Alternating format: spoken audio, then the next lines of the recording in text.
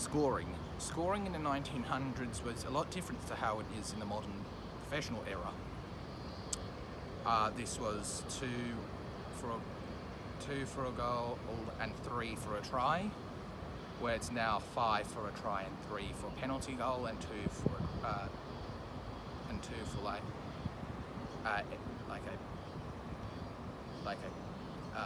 score a goal that was not a drop goal.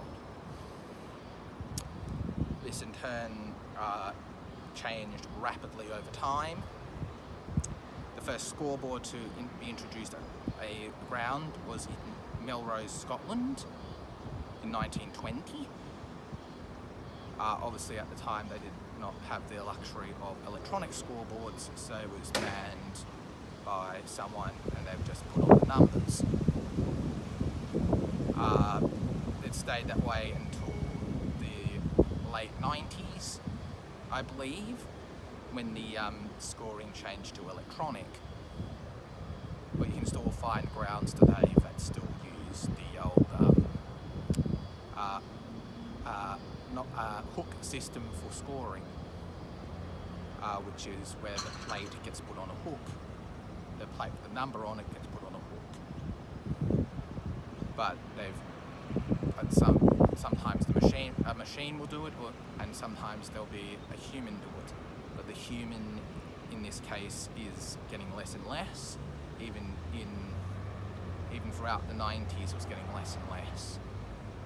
But now, the rules are that for the tackler must release.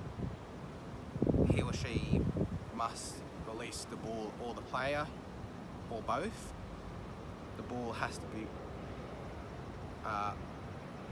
for it to be a knock-on, the ball must pass towards the opposition goal. But if it comes off the foot, that is not a knock-on. In other forms of the game, like sevens, if you deliberately knock the ball on, that's a straight yellow card. Well, in rugby, in the 15s form of the game, it may just be a penalty. This in turn was not always the case. When William Webb Ellis was studying at Rugby College in Rugby, England, most of the rules were fairly arbitrary. They tried to clean it up, rugby up a lot to what it is now, but they still didn't have cameras and the modern technology that we have in the 21st century in the 1930s and 20s. So there was a lot more leniency from the referees in the 1930s and 1920s on what the players can and can't do. But when there's been multiple rewrites of the rules and updates, they updated every World Cup. After every World Cup, the rules get updated.